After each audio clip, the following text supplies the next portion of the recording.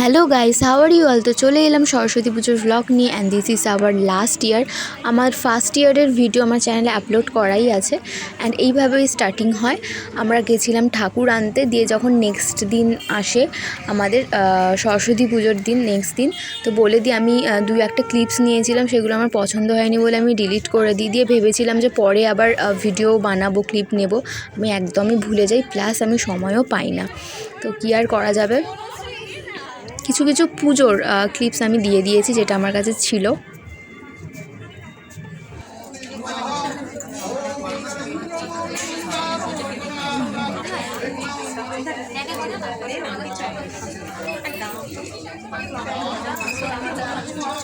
And guys, এটা আমার first দিনের লুক ছিল, যেগুলো কোনো ভিডিও করতে পারিনি, তাই ফটো দিয়ে দিলাম। Very good morning and this is our second day. আমাদের তো এখানে দুদিন ধরে পুজো হয়। দুদিন ধরে পুজো মিনস ফার্স্ট দিন তো পুজো হয়, দেন সেকেন্ড দিন বিসর্জন হয়। আজকে হচ্ছে বিসর্জনটা। আর আবার মনে পড়ে গেল যেটা আমাদের last year.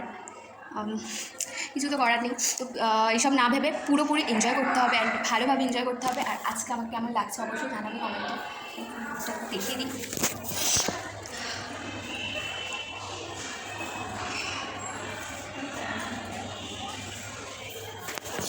This is my look. And তাদের একটু নিচে যেতে হবে, কারণ পুজো হচ্ছে, ওখানেও কটা ক্লিপ নিতে হবে।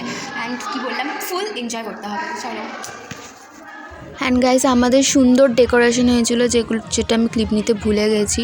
আর এখানে আমাদের গ্রুপ ফটো তোলা হচ্ছিল।